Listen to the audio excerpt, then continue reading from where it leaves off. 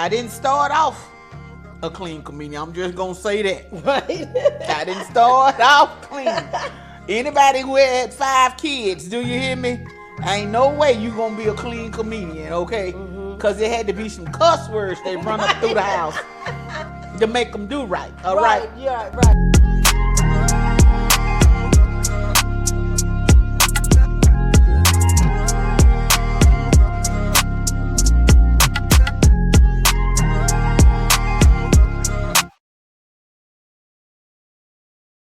Hello, my name is Jerri Orr, and we are here with Mere Motivations.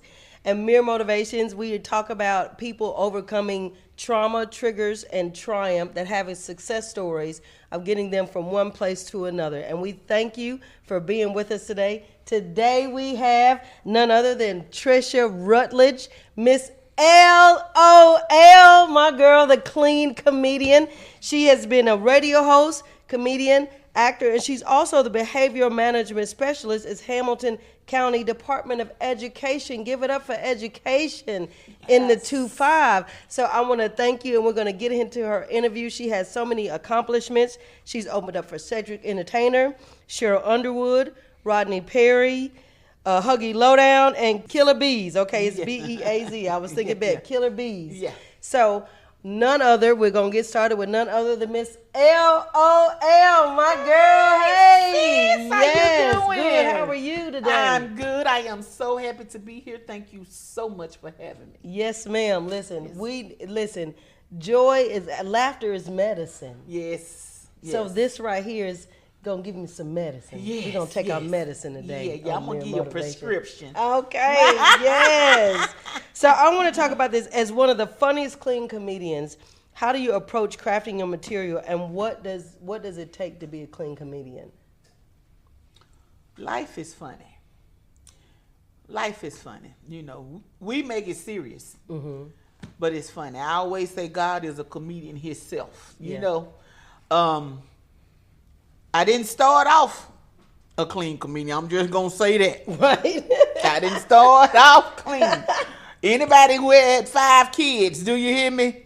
Ain't no way you gonna be a clean comedian, okay? Cause there had to be some cuss words they run up through the house to make them do right. All right. Yeah. Right. But I was convicted by my kids, and that's why I started doing clean comedy. Okay. Because I would have to pay people to watch them while I go do the comedy. And then when I got back, the money that I made, I was paying the babysitter. Right. So when I started doing clean comedy, I could take them with me. And then we could stop at McDonald's on the way home. Baby. Hey. And then them kids, they convicted me because I would walk in. They was like, Mama, tell us one of your jokes. I was like, can't tell you that one. Right. Woo, can't tell you that one. I'd be like, go read a book or something, baby. Because what I got. Just know I make the people laugh. Yeah. People laughing. Yeah, but you can't hear what they laughing about. Yeah. So. And so you said that's a now that's a pivot.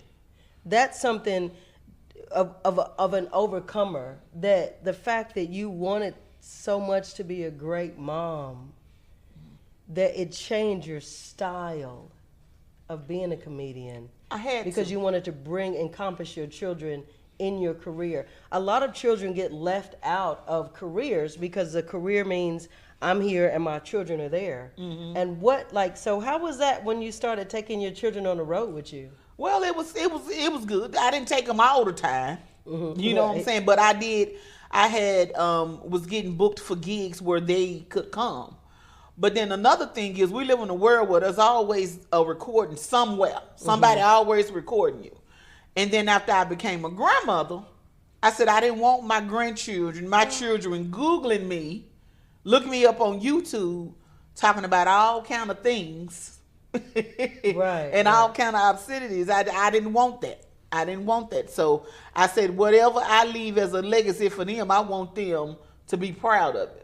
So I didn't want that anymore. And you know, I've been booked for certain birthday parties and stuff, and they wanted me to come in and it's just so funny how when I'm at the house and them cheering on my nerves, I still slang a cuss word now. Right, I'm right, good. I'm a right, cuss word right. professional now. Okay. I can All right. slang it at them children, especially them grown ones. Right. All right.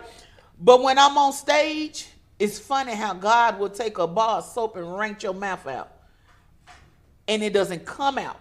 Right. Because that's not what I want to do. Mm-hmm. When he change you, he'll change you. Yeah. So that my stage presence is totally different, and I want to be an entertainer that can have all ages in the room, from newborn to 90. Right. I want to be able to, and that's what I do, and that's what I enjoy.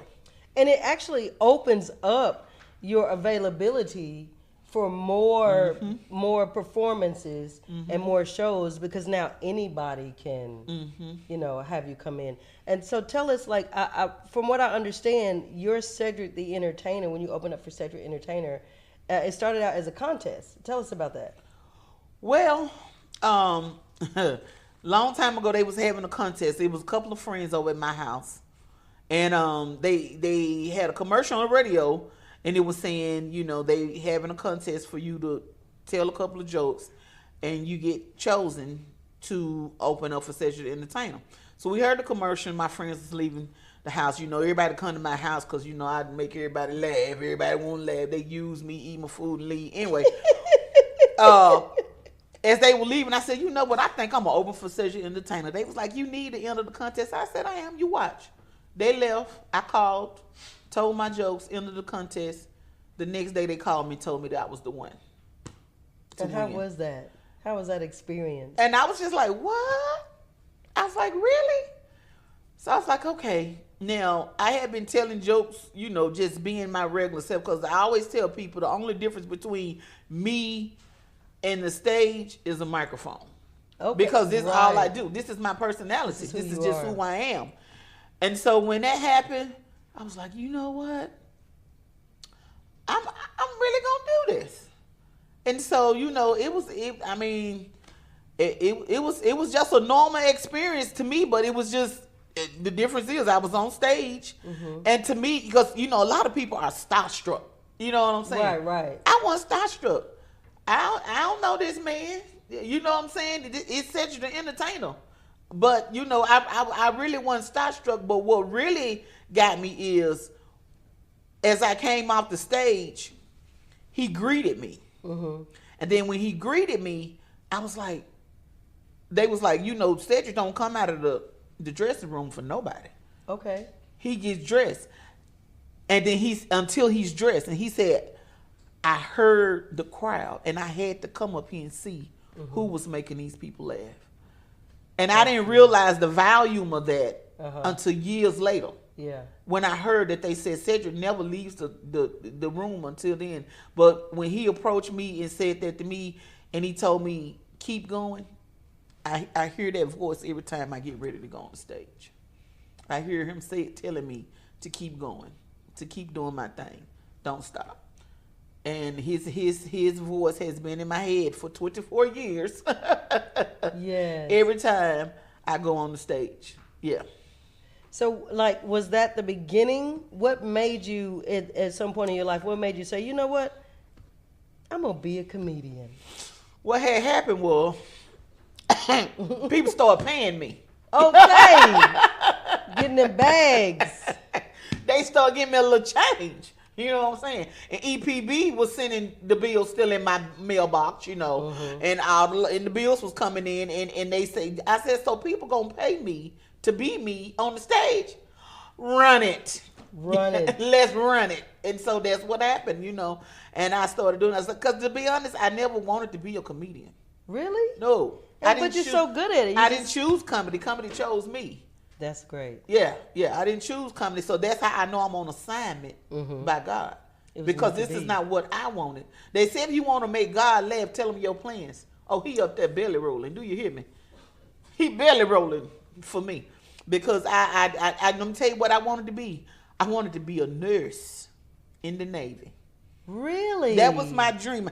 I just want to wear that white uniform. I want to feel pure.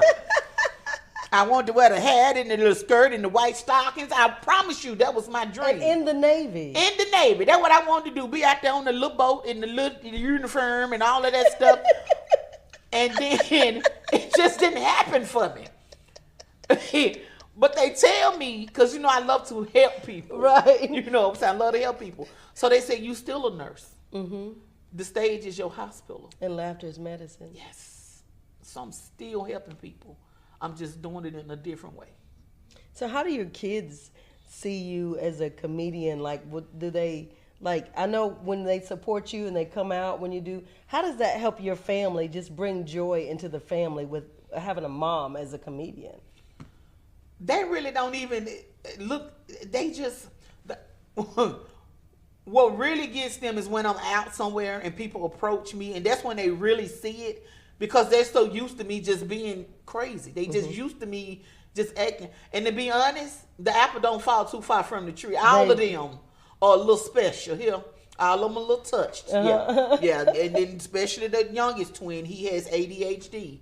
Okay. Yeah, and he real special, because you know that ADHD stand for anything damage, he done it. Oh, now. No, I ain't never heard that. Yeah, that one right there. So, you know, it's just, we just fun. We get together, we have fun, we laugh, and it's a house full of comedians. Mm-hmm. It's a house full of comedians, yeah. All of them have their own personalities, and all of them funny in their own way. Every last one of them.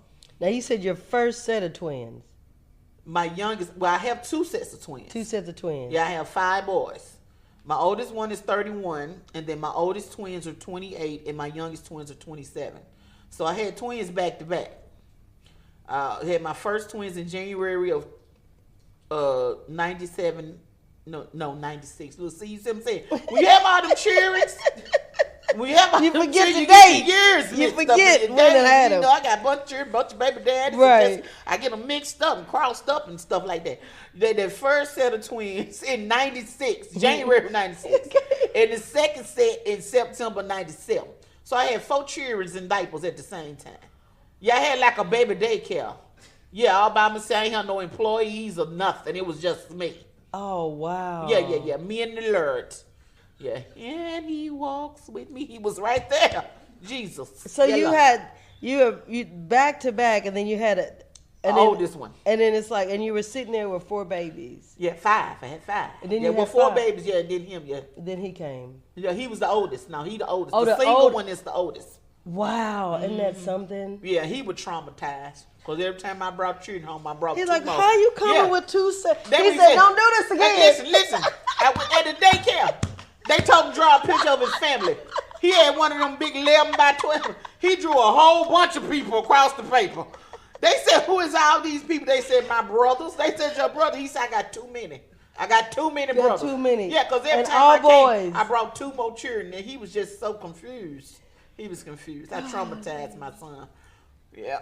Mm-hmm. And I really respect moms. I have a lot of respect for moms, and working moms and career moms, and especially single moms. They don't get enough credit for working. And how do you balance family and career? How did you coming up, and even now, you know, balancing that family and career, because they're close knit and they're close with you. So how do you balance that? It was hard. Sharing them and them sharing you with the world. Yeah.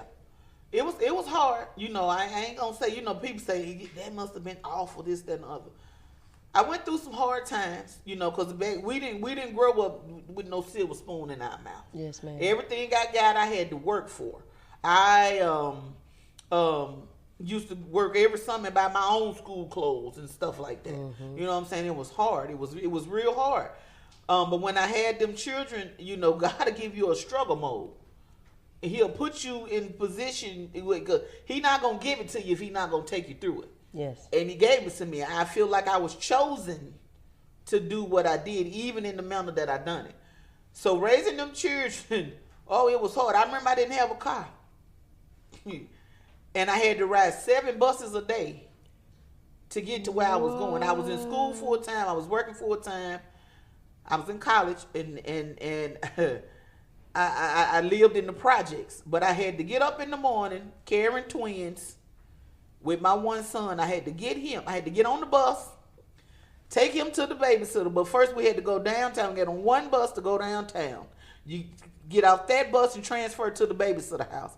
I dropped him at the babysitter. I had to go back out the door, go back downtown, catch another bus, and get off that bus and go to school. So I was in school full time in college.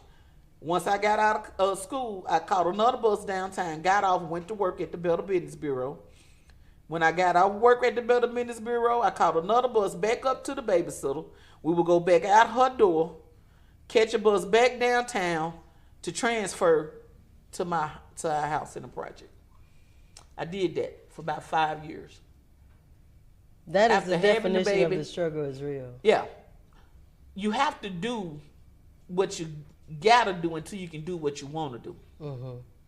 And so now I sit back and I think about all of that, and I think about how far I came. Jesus, I rode 7 buses, but now I drive a Lexus. No, now. Hey, with the whip and the bag. He will get peanut butter seats. All I need is the bread. No. And when I say bread, I mean the bread to pay for it, because I really ain't got the money to have it. But what I had took and did was stepped out on faith, and faith had when to sit down. But I need.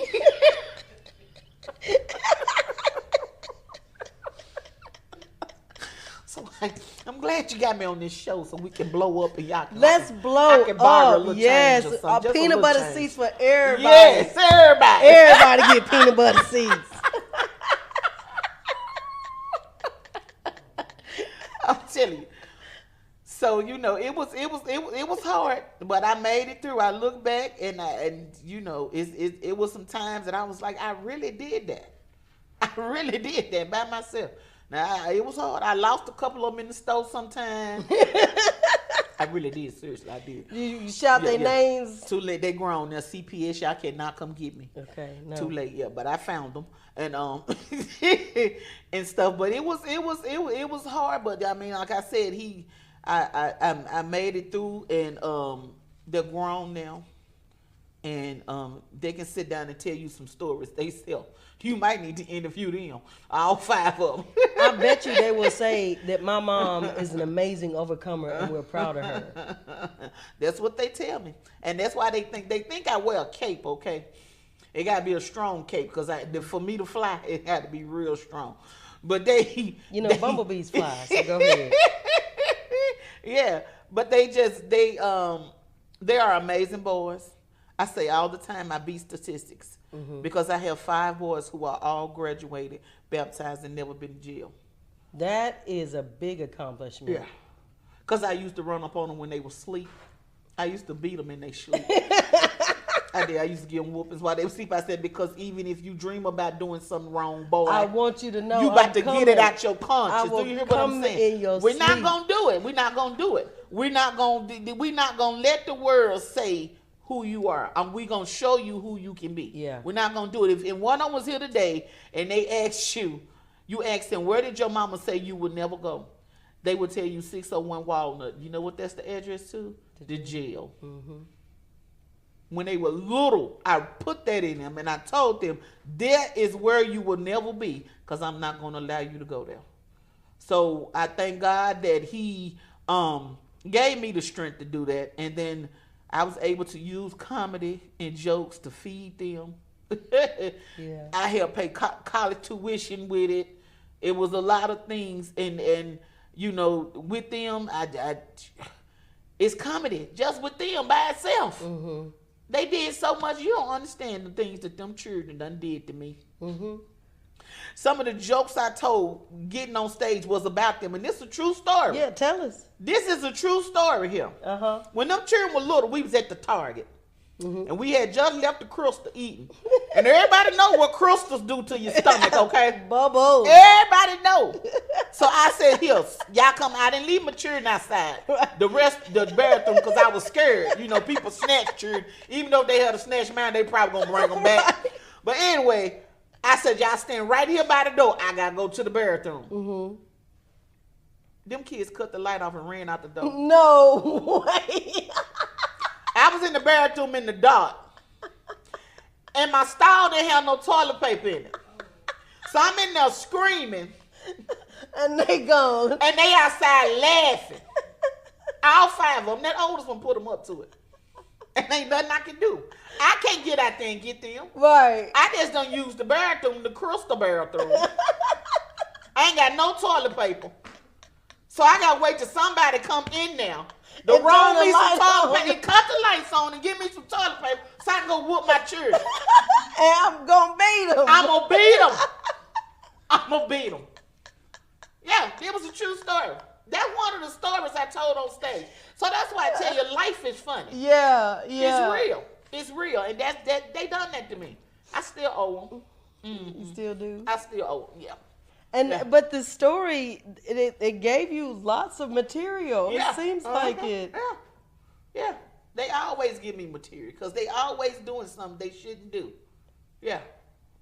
That's amazing. You got an acronym, and it says that Trisha considered herself as a baby mama, beautiful, achieving, blessed young mother, always maintaining. Amen. Yes. Where'd you come up with that? That's a magnificent. When Fantasia made that song, Baby Mama, I love that song so much. Yes. I love that song, Baby Mama. And to me, there's always a reason behind everything. Mm-hmm. And so I love acronyms. I make acronyms out of everything. I have so many different acronyms that I use. But that is who I strive to be. That is who I wanted to be. You know what I'm saying? When I was growing up, I wasn't told I was beautiful. When I was growing up, I wasn't told that you could make it. You could strive. My mama wasn't told that, so she didn't know how to tell me that. Right. So I told that to myself. Mm-hmm. And so that's and you know, being a single mother of 5 children, having kids outside of wedlock, people looked down on me. People said so many things. I remember one day, I'll never forget, I was at the bus stop with my children, and this lady said to me, she said, "Are all those your children?" I said, "Yes, ma'am." She was an older woman. Mm-hmm. And when I see old people, I think of them as wisdom. Right. You know, so when I always expect something of wisdom and of knowledge to come from them, not of negativity. Yes. But when she looked at me with all my kids, she said, "Are all those your kids?" I said, "Yes, ma'am." And she said, "Do all of them got the same daddy?" That's what she said to me. And I said, "No, ma'am." She said, She said she just started shaking her head at me. She kept shaking her head. And she said, "That's a shame." She said, "Them kids will never grow up to be nothing." What? Yes. Oh. Because that's what she said. And so I put it in myself that I'm going to show everybody that the devil is a liar. Yeah. Oh, yes, I made mistakes. Yeah, I was a single parent of 5 boys and got 3 baby daddies. But God used me. He gave me a gift to go inspire, encourage young girls who was told things just like I was told that day on that bus stop. Yes. And not only did he want me to go tell them, he want me to do it through laughter. Yes. He want me to show them, yes, you made these mistakes, but girl, keep on laughing. Keep on smiling. Keep on going. It's okay. And it's okay. You know what I'm saying? Because them baby daddies, I won't just say, it shows you don't let nobody make no fool of you. That's why I got 3 baby daddies. You act a fool on me once, I'm going to jump on over to the next one. You can play games with somebody else. You can play games with somebody else. You know, that's what had took and happened. And the twins came from my side of the family because we got a bunch of them. Oh, do you? Oh, yeah. My mama had 3 sets of twins. Wow. My niece has 3 sets of twins. I have 2, and my other niece has. So it's just twins. If you can't count by 2s, you can't be in that family. Yeah, it's just simple as that. And you know, children are not a mistake, and that's one thing. Yeah. When you were saying that lady at the bus stop judged you, are these all your children? I mean, there were times my mother, my grandmother at the time, you know, they had 8, and my dad came from a family of 10. And so back in the day, like, we had there were large numbers of children that come out all the time. And children are a blessing. And so for people, and I'm glad that you said that you have, that out of that, which you in my opinion, you should have never been judged. Because I think children are beautiful, and, they're not a mistake because God made children. Yeah. We take the credit for making them. Yeah. But if God don't put it in you, it won't happen. Yeah. So it's a blessing for that. And I think that we should praise mothers more, and especially single mothers who take that gift of motherhood and turn it into something. Because, most people will say they look at, and you can't look at children as a statistic. Yeah. And say, well, they're going to be this or they're going to be nothing. How you going to look at somebody's kids, if looking at them for 5 seconds at a bus stop, and try to judge and label somebody that you don't even know, right? And see, the thing is, my children was not the mistake. I don't never say my children were a mistake. Yeah. The mistake was what I did to prevent it from happening. That was the mistake. Because it got too good to me. But you know listen, what I'm saying? we all here. Yeah, Listen. that was the mistake. Not knowing when to stop. That's what I'm saying. But the kids was not the mistake. So nobody could ever say to me that my children, they wasn't a mistake. And they should I was never. chosen. Yeah. I was chosen to be their mother. Yeah. They are special. They are special children. When I say special, they special. They special in more than one way. And so that's why I said I love the fact that I can come off stage and young girls come up to me and tell me I can relate to everything you're saying. Yeah. And that's the ministry in yes, and that's why I do it. And that's why I continue to do it, because if I can help somebody else with what I've been through, that's why I'm so transparent with anything that I've been through in my life. Because you don't know who you helping. Folks don't understand everything that done happened to you. It ain't for you. It ain't for you. Everything that you done been through and you overcame is for you to tell somebody else. For you to help somebody else. What I learned in 2020 with 2024 that oh baby, in 2025 that I sure know, it's 2 words. It's 2 words that have been one of the most rudest words in the world, but it has blessed me so much. Okay. And that is shut up. No. I'm going to tell you why. Because you got to shut up to who you tell your stuff to. You got to shut up. I felt that right here. To you, because what the problem is, we reach out to the wrong people. We reach out to folks who ain't even been through what we've been through. How you gonna help me with what I'm going through if you ain't never been through it? And I don't care who it is, be it your preacher, right, your first lady, come on, the baddest deacon at the church, the baddest sister, mother, cousin, whoever it is. Right. If they ain't been through what you've been through, they can't help you with it. That's right. So we reaching out to people, telling them to help us with things that they don't even know about. They have no clue. They can sympathize with you or empathize with you, but they ain't walked through it. Yeah. They ain't put the shoes on and ran in it, so they can't help you with it. So sometimes you just got to shut up and just tell your stuff to God and leave the rest of it alone. Boy, I be so quiet. Boy, people think I'm deaf mute now. They do not. When stuff be happening, I be just having to shut up. I be like, I ain't going to say nothing. I got to be quiet. Now, around certain people, right. You know me, I'm going to run my mouth. But sometimes people you're comfortable with and trust. Yeah, you can't tell your stuff to everybody. You got to keep it. You got to shut up. You hear what I'm saying? I'm telling you, them been the most blessful words to me that I learned in 2024. And I used to have to run laps for that when I was in high school. You say, shut up, the teacher make you run laps. No. Yeah, I ain't never said because I can't run. Yeah, my thighs don't allow me to run. They get to arguing with each other. So I didn't never say shut up. I was just always a good little girl. Yeah. You know, I wanted to say that, you know, it's so important. And when you were saying that a lot of times, because even in the material that you use, how has using your life lessons as comedy maybe open you up for criticism, and how have you handled that? Because, you know, as a comedian, like you said, you use a lot of your life history or life stories, good or bad, and you turn it into something great by comedy.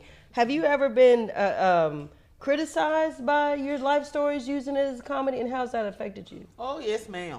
folks will come up to you and say, you know, you shouldn't say that on stage, or you shouldn't say that on this. You shouldn't. I'm like, who is you? You ain't got no heaven or hell to put me in. Mm-hmm. You can't tell me what I should and shouldn't say. I do a joke about my girdle. You know. Okay. You know this. I jumped off the dresser to get in this girdle. Okay. You know what I'm saying? This ain't nothing but a 2-hour girdle. I ain't got about 15 minutes left in it. That lady told me you shouldn't say stuff like that in the church. I was like, why? Don't all of y'all wear girdles in the church? All of y'all got girdles on under them usher uniforms. And you gonna tell me what's wrong with saying girdle? The whole body set. Yeah, you know what I'm saying? Straps and all. I know everything. You done had your little grandson come in there and help you pull it on. And zip it up. But you gonna tell me I'm going to hell for saying girdle? Yeah. In the church? Yeah. I said, come on now. Find you something else to do. It's a whole lot of things to do. You know what I'm saying? Go get them naps off the back of that wig back there or something. Then you gonna worry about me what I'm saying. You ain't tuck it in. Yeah, tuck it in. You need to put a little color on it or something. Use some eyeliner and touch it up back there. Pull it down in the back or something. But you got something to say to me. You know what I'm saying? You need to fix yourself before you come to me. Oh, God. You know what I'm saying? So I'm just saying, a lot of people, but I don't really care. It doesn't bother me for the simple fact that I know who I'm on assignment for. My comedy is for the glory of God. Yes. It's not for the glory of man. That's right. So when I do my comedy, that's who I'm doing it for. Mm-hmm. And he gives me what I say. I pray every time before I hit a microphone or stage. I pray before I sit in this chair with you. Yes, ma'am. Yes, ma'am. Every time I say, give me what you want me to say, God. And when I get up there, that's who it's coming from. Mm-hmm. So you cannot tell me. That's why I don't cuss on stage no more, because that cussing don't come from God. When he removed that from me, he showed me. I have had comedians who are do worldly comedy or whatever, come to me and say, I want to be like you. This is what I've been wanting to do. You know, and they would say, but it's hard. It's so hard because I feel like I'm not funny if I don't cuss. Yeah. And I said, that's not true. That's not true. And then I've had people come up to me after the show, and they would tell me, they said, thank you so much for being clean and respecting us. They said, because it doesn't take all of that to make people laugh. Mm-hmm. I've been the only clean person on the docket at one time where, you know, everybody else is doing all this comedy, but then I the one that got the standing ovation. Because you just have to be you. You have to, you know, whether you tell them about your life or whatever, you have to know your crowd. You have to know who you are and just be you. And you ain't got to care about what nobody else say. I ain't caring about what you say about me, because whether you laugh at me or not, my check gonna stay the same. It ain't gonna change the numbers on it. It's gonna come, because it's the check and the money that God had told them to send to me. So I don't care what you think. Because your blessings come from God. What you said. And if I'm touching the people, and if they're telling me thank you, and because I was transparent and I told them about my food stamps that I had in my EBT card, the eggs, bacon, and tomato coil, and all of this stuff that I had. I got beans, greens, potatoes, tomatoes, all that. And I ain't like them people. I ain't buy no scrimps and lobsters with my EBT card. I didn't do that. You didn't do that? No, I didn't do all of that. I kept it simple because I had 5 children. We had to stretch it. Yes. Oh, yes. And 5 boys to feed. Yeah. Oh, greedy. Eat everything. Yeah. You open my refrigerator, you can see the people next door. That's how empty. We have no food. They eat it as soon as you get it. Eat it. And so before I got it out the car to get it in there, the bags would be empty. They just greedy children, just greedy. Still is. And such a blessing to have you as a mom, I'm sure, man. So I want to ask you, what has been your most memorable performances, and what's made it so special? You know, I've had the opportunity. I've performed at the Apollo. I performed in Hollywood. I even got to be in a short film that John P. Key was making. I performed in Vegas. I've been in a lot of places. And people would think that those are my biggest shows. You know, oh, that's amazing. Yeah, because Apollo, everybody want to rub the wood. Yeah, they tell you if you can perform at the Apollo, you can perform anywhere. Mm-hmm. But to be honest, those are not my biggest shows. My biggest shows is when I get to touch people who really need laughter. I performed in jails for women. I performed in jails for men. I performed in homeless shelters. And yesterday I had a show. On my way here, it just dawned on me. I performed for a lady who turned 50 years old, who didn't think she was going to make it to 50. Oh. Because she's battling a kidney disease that she's been battling for a long time. So her daughter hired me. She said, I want my mama to belly laugh. Oh, I haven't seen her belly laugh in a long time. Those are my biggest shows. And I said, God, you chose little old me. Well, not little, big old little old me. Hush. Yeah. To perform for these people in milestones of their life. This lady's turning 50 years old. She thought she wasn't going to make it there. But they chose me. Yes. To be the entertainment for her. That is big to me. That's bigger than anything. I don't need the spotlight. I don't need Hollywood. That's my celebrity. Those are the things that I love to do. When I can touch people and impact their lives with laughter. And that lady sat over there and she laughed so hard that tears were coming out of her eyes. Oh, yay. And it was amazing. That was amazing. And the fact, and I know God gives you confirmation that this is what you're supposed to be doing, because yesterday was the 12th anniversary of my mama's death. Listen, I see you with the tears. Lord Jesus, we need some tissue.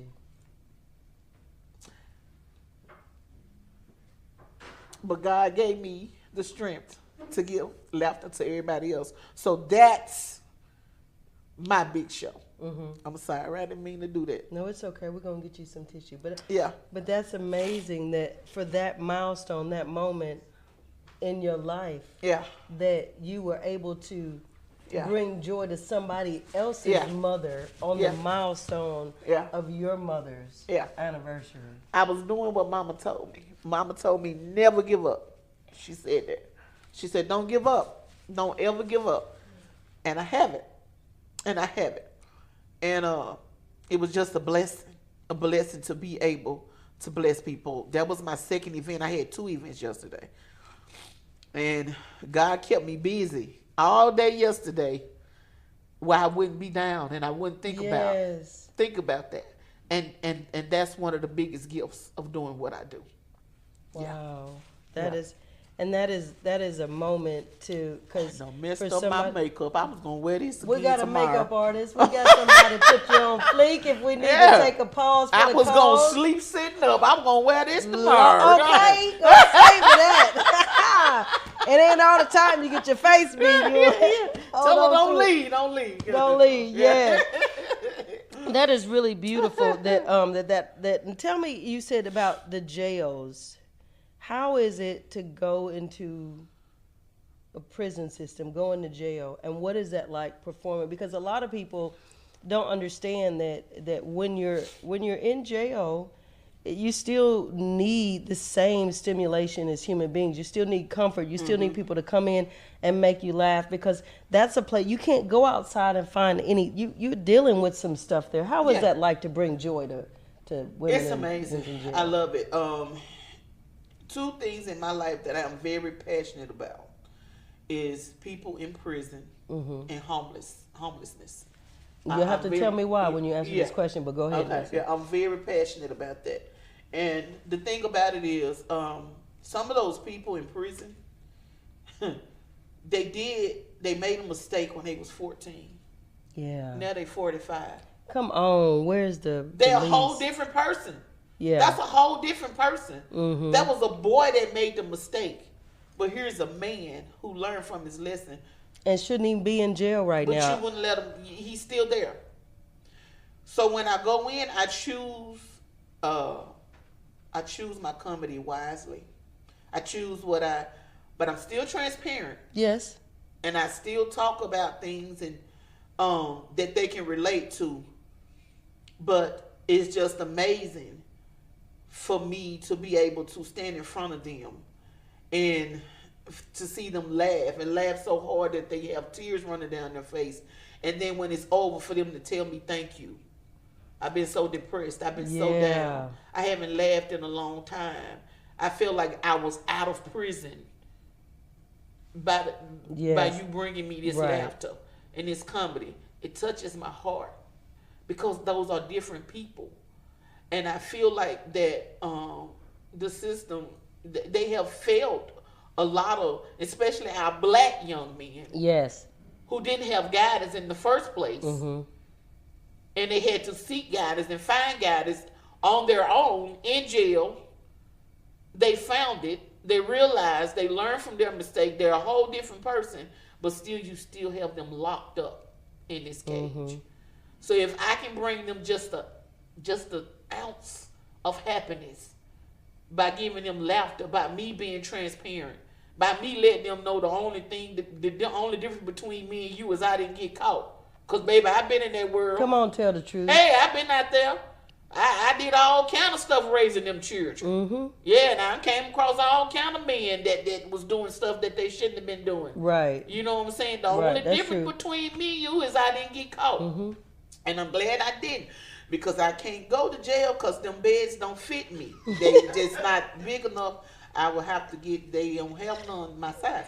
So, it's just a blessing. Right, it is a blessing. Yeah, it's a blessing. So, but like I said, I'm just so happy that, that they choose me. They find me as a person that can go in there and bring just 30 minutes of laughter or comedy or happiness to these people. And I love it.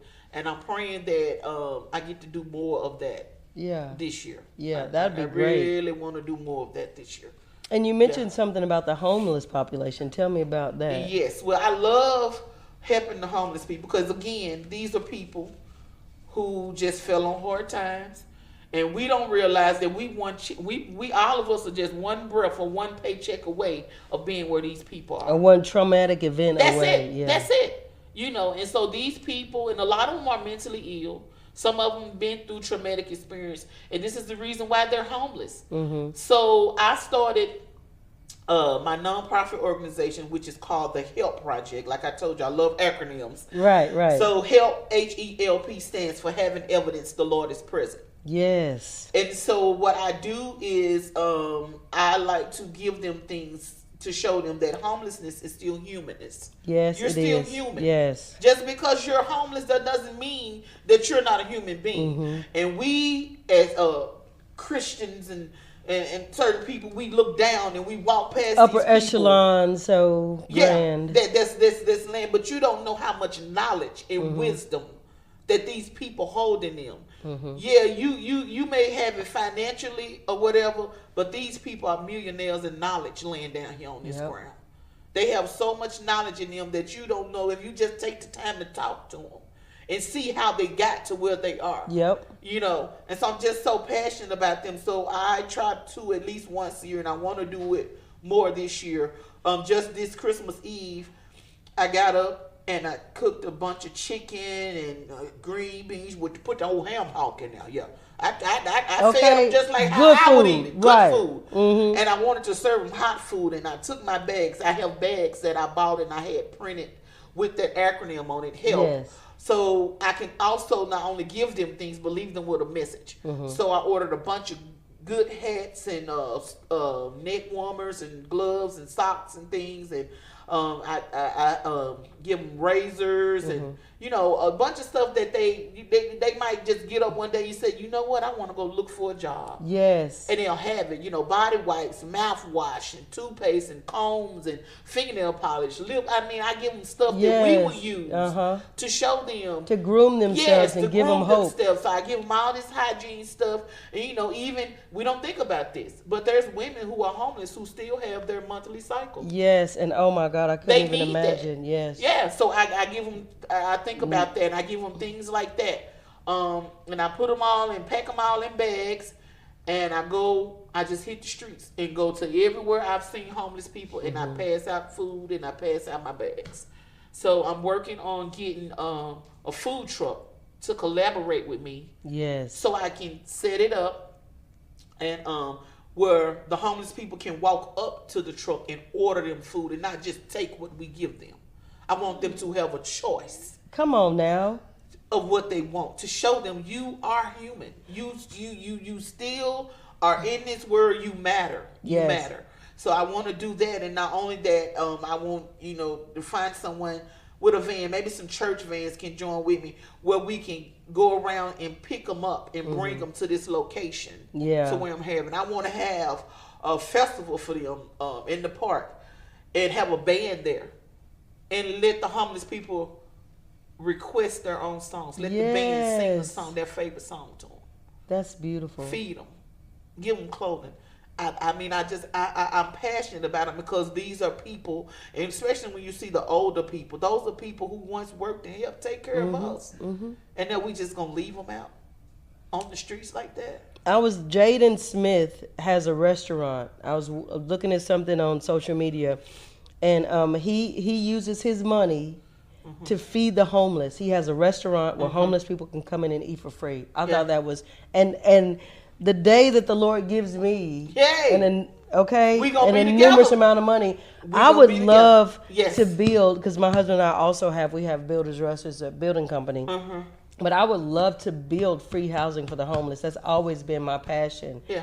To be able, and even some of this buy up property, where you can buy up this vacant property, it's condemned and nobody's using it. If nobody's using it anyway, then house people in there, give homeless people somewhere to go, to give them resources to get back on their feet, because a lot of things that you don't have, like you said, traumatic lives, or they probably get divorces, or there's a lot of teen population. Mental illness is a lot of mental illness, and people, because we don't have enough subsidies for people with mental illnesses to be able to provide care for them, to get back in recovery and have medicine, and don't get me started on health care being too high for people, and free health care, that kind of thing. I think because, like you said, some people were one day living great, and one day they were homeless.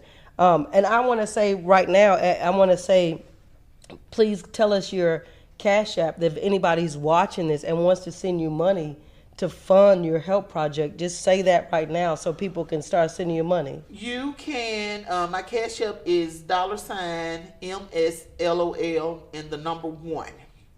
And I'm also, Googleable. So if you forget that, you can just go to www.misslol. Oh Lord, I forgot my own website. Lord Jesus. See, we have all them children that said take a piece of your brain. I'm almost comatose.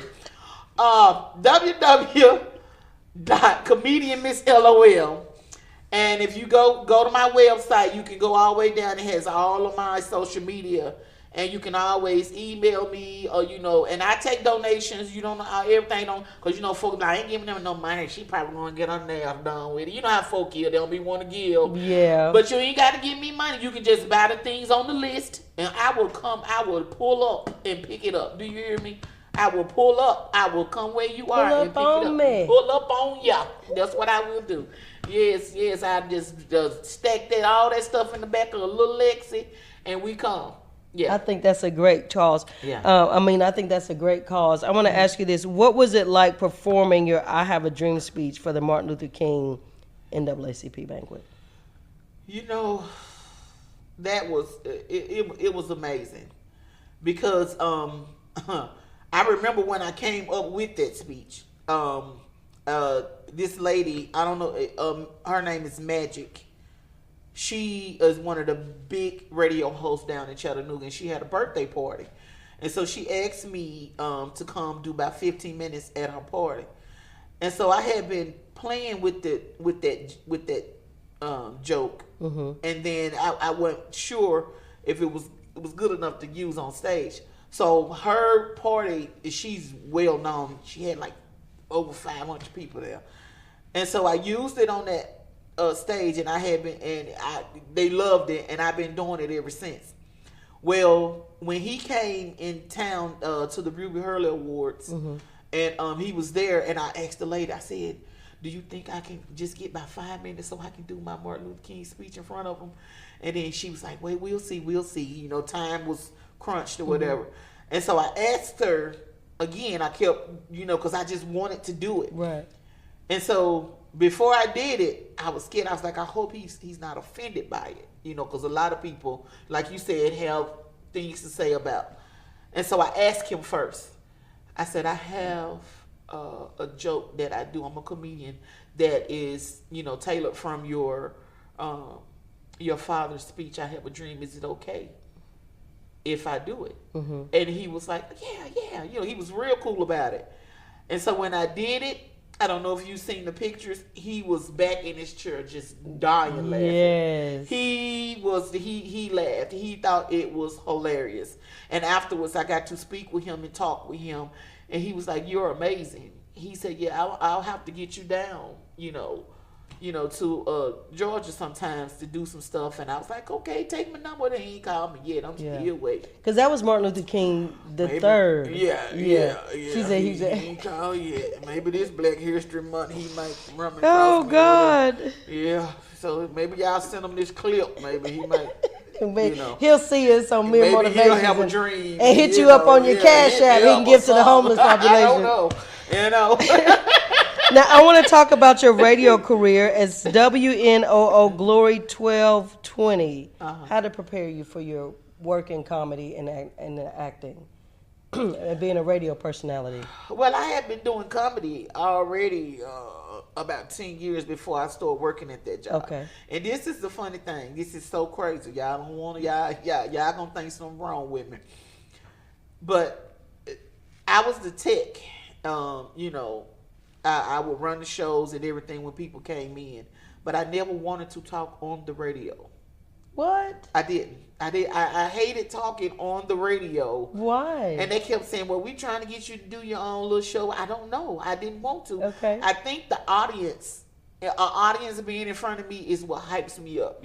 Yeah, you want to connect with people. Yeah, I want to connect with the people. I like being live, but I'm like, because if I'm in there just talking to the microphone, I'll be like, I don't see nobody. Ain't nobody. Yeah, you know what I'm saying? Right. So it's just different to me. So it's like you want us to print a bunch of people out and put it on the one place and now you be smart. Now you want to be all sassy and smart about it. You know what I'm saying?